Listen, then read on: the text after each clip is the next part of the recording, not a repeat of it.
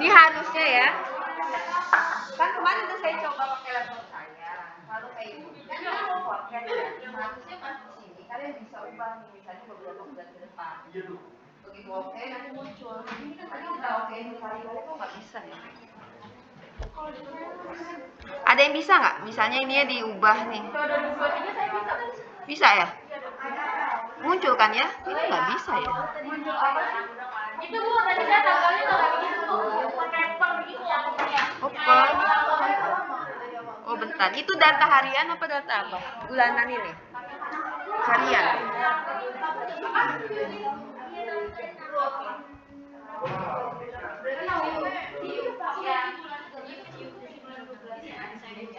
Nah ini. Oh ya ampun, maaf, lupa. Ada yang harus kita lakukan terlebih dahulu. Makanya kok dari tadi nggak bisa. Ini ya, kan kita mau forecast nih. Nah kalau saya mau forecast, saya panjangin ininya. Menjadi, misalnya saya mau forecast sampai 2000 sampai bulan ke-12 nih misal ya. Kalian klik 2 kali aja itunya, terus oke. Yes. Nah, sekarang ini saya close dulu aja. Ininya, yang di atas ini loh. Ini saya minimize dulu ya. Ini saya klik 2 kali aja. Kenapa? Harusnya sih bisa ya. Jadi kalau nggak terlalu jauh nggak apa-apa. Kalau daily kayak kebanyakan. Kalau 1 tahun ke depan kan 250-an. Ya boleh. Nih saya panjangin nih. Jadi month-nya 12. Saya okein. Kemudian baru equation yang tadi saya forecast ya.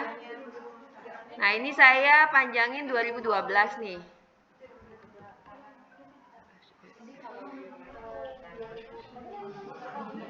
Nah muncul ya. Dia akan forecast sampai 2012.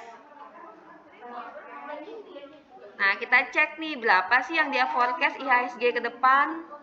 JKSEF ya, ini dia. Ada nama series baru kan? Kita cek ke depannya itu. Nah ini yang dia forecast nih. Yang dia forecast, ini kan kita berhenti di sini ya. Nah yang dia forecast ke depan itu JKSE akan menjadi 7731, 7057, 7082, 7100. Nah kalau ini aspirasinya bagus, kita bisa yakin oh dari depan memang JKSE itu akan sama. Tapi kalau tadi kecil banget kan aspirasinya, jadi kita kurang yakin juga kan seperti itu. Nah sekarang kalau kalian mau lihat, ini kan ada JKSEF, muncul variabel baru, satu lagi standar error forecast ya, mana SEF-nya. Nah ini dia, ini juga akan di forecast nih, sampai bawahnya. Nah ini dia. Nah sekarang misalnya ya, saya mau lihat grafiknya.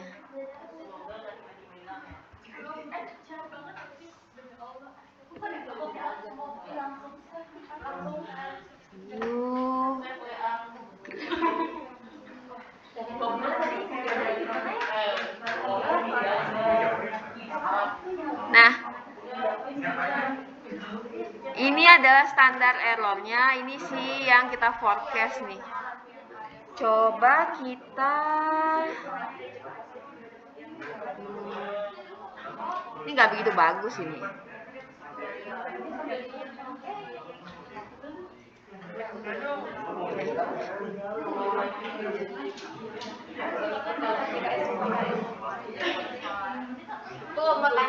Lagi forecasting yang nggak kebaca tuh bentukannya kayak gimana? Enggak, tadi itu kita kan ininya apa namanya? Inggris itu berarti kita bikin data ditampung sampai 2008 ya. Nah, setelah kita mau bikin data untuk tahun 2012, jadi dia nggak ada tempat buat nampung datanya. Itu makanya tadi nggak muncul-muncul kan, tadi kan makanya kita baru file kita buat nampung data sampai 2012. Yang tanggalnya kan ada Februari. Terus habis itu ulang lagi yang dari forecasting. Oh, yang ini. Kan equationnya mana tadi ya? Mana tadi equation yang ini ya? Di sini, ini saya ubah nih. Jadi 12. Bisa diubah. Kenapa 12? Kenapa? Karena saya cuma mau forecast sampai akhir tahun aja ya. Bisa kalau mau forecast sampai tahun depan ya boleh, tapi jangan terlalu jauh. Ya boleh-boleh aja, itu kan daya forecast kita kan. Kalau misalnya kita mau forecast 5 tahun ke depan kayaknya terlalu jauh ya. Apa? Ya bisa-bisa aja, cuman saya nggak yakin akan benar gitu forecasting kita. Gitu. Kan namanya juga aplikasi ya, kalian masukin berapa juga dia keluar gitu.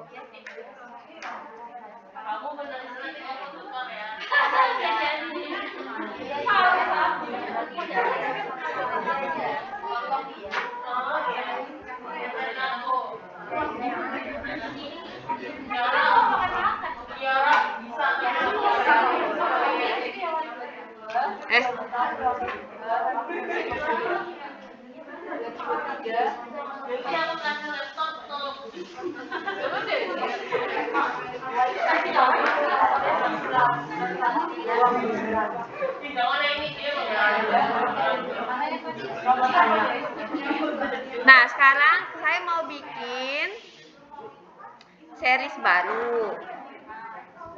Misalnya saya kasih hi ya, hi sama dengan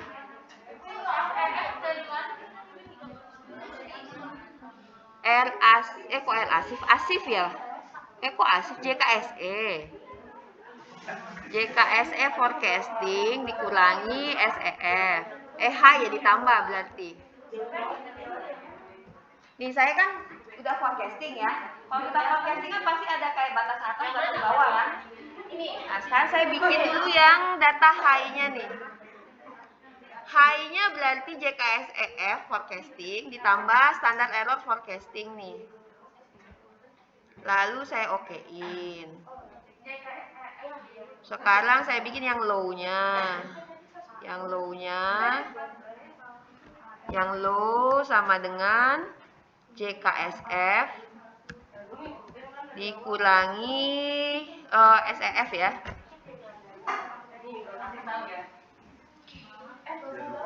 Nah sekarang saya mau cek ya, saya mau grafikkan SEF, high mana ya, high.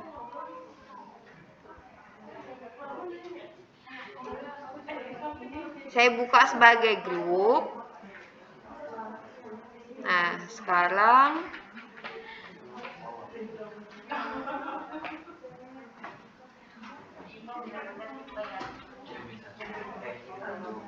nah ini dia. Jadi forecasting kita bandnya juga standar errornya tinggi ya. Tahu sih. Nih saya tidak menyarankan model ini ya.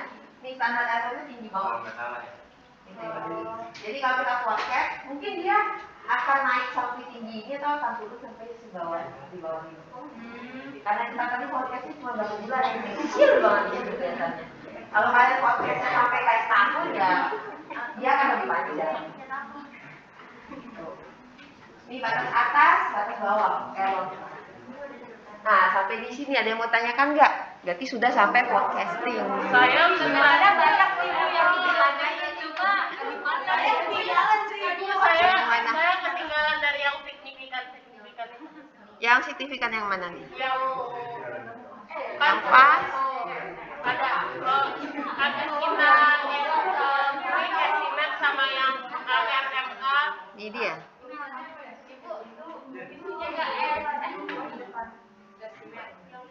Nih ya.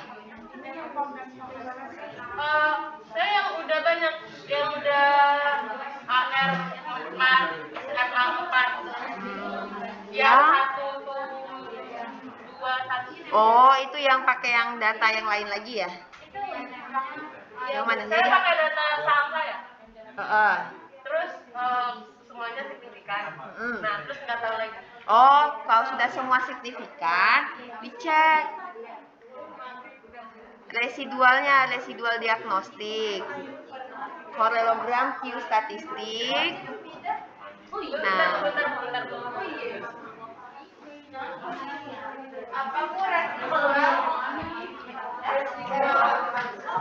jadi nih ya, saya ulangi ya. Hal pertama yang harus kita lakukan itu dari data yang ada, cek apa? Korelogram ya. Nah, begitu korelogramnya dicek, nggak stasioner, kalian cek pakai, kalau melihat doang kan perlu tes formal, pakai yang unit root test.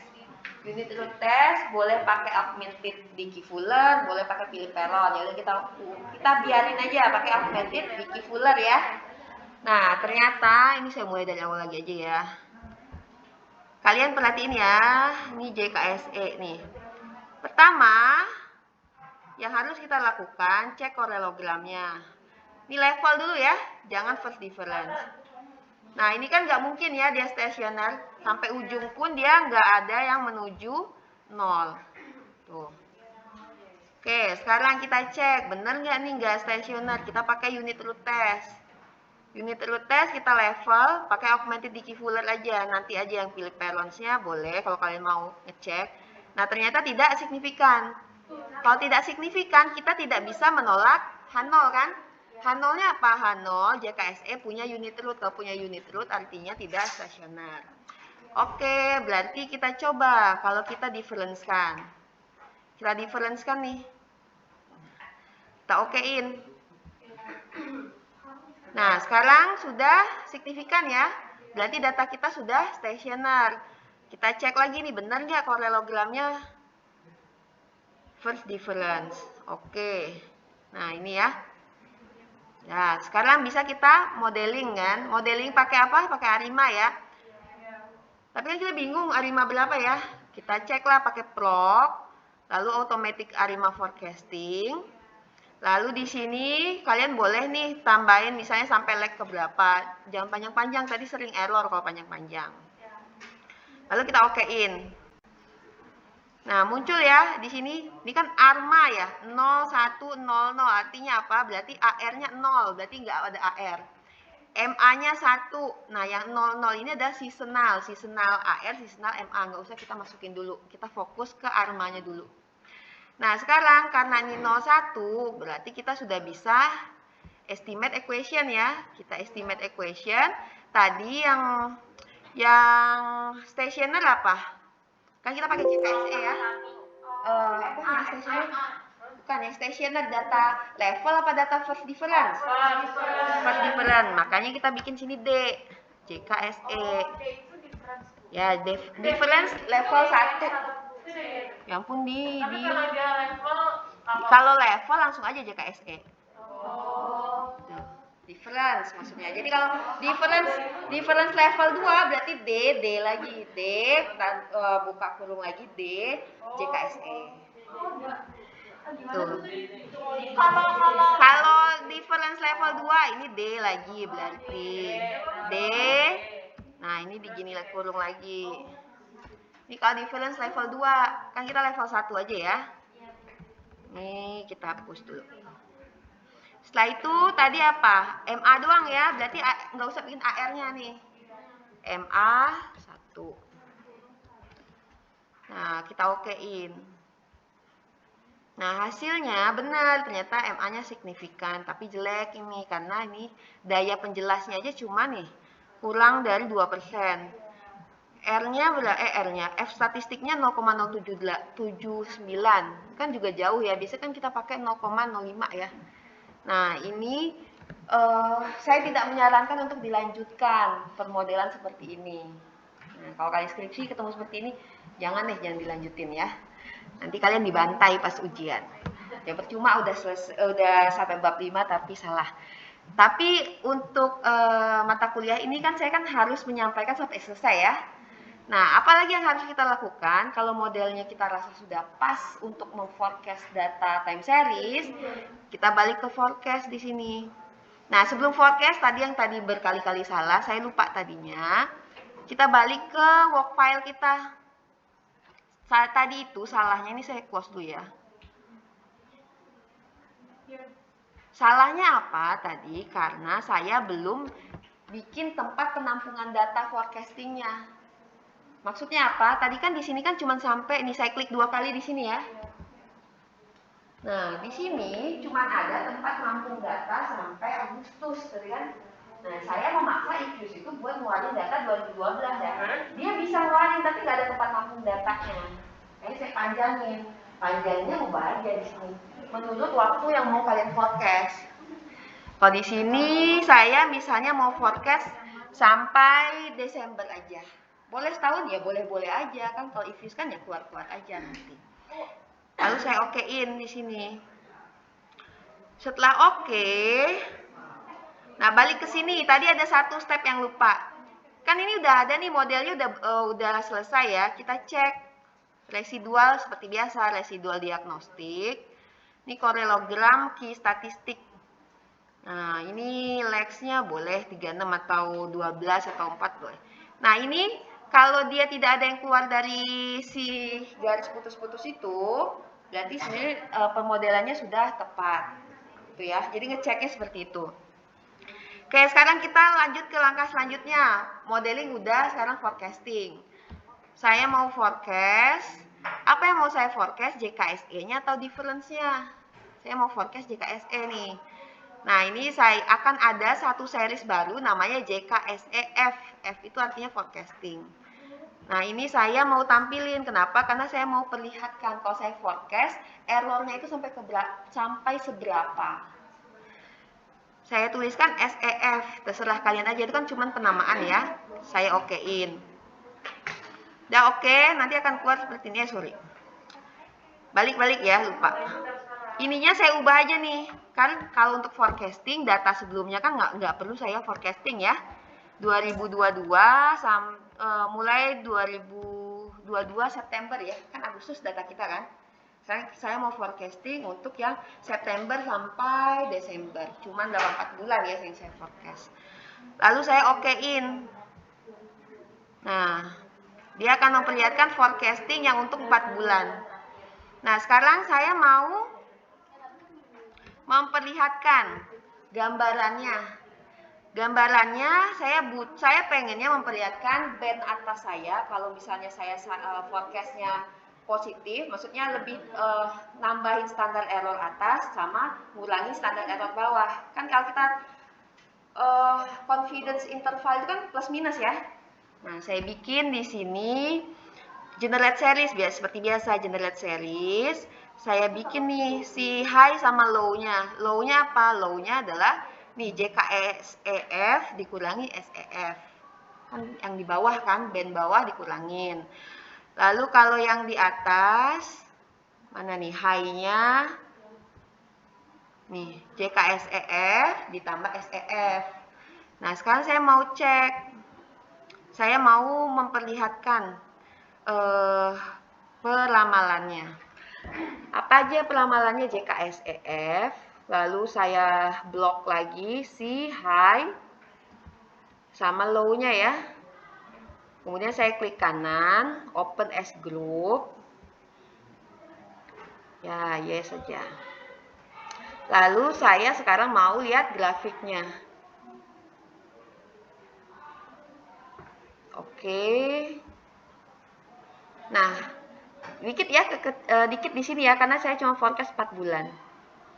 Nah, ini berarti ada kemungkinan saya salah.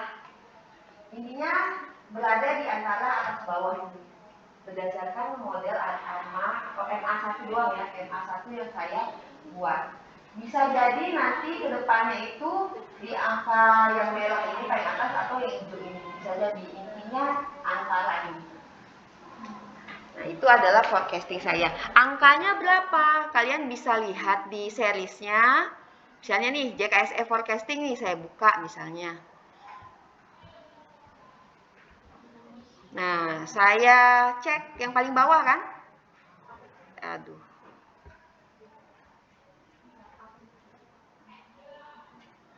Nah, kalau data yang tadi kita ambil kan sampai Agustus doang ya? Kan nggak Agustus doang kan? Karena muncul data baru September, Oktober, November, Desember.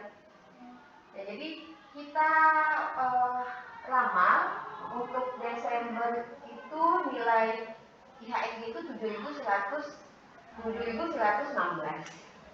Bisa plus minus. Plus minus berapa? Plus minus ya standar errornya. Yang tadi bandnya itu bisa lebih tinggi, bisa lebih rendah. Lebih tingginya plus standar error, lebih rendahnya plus minus standar error. Seperti itu.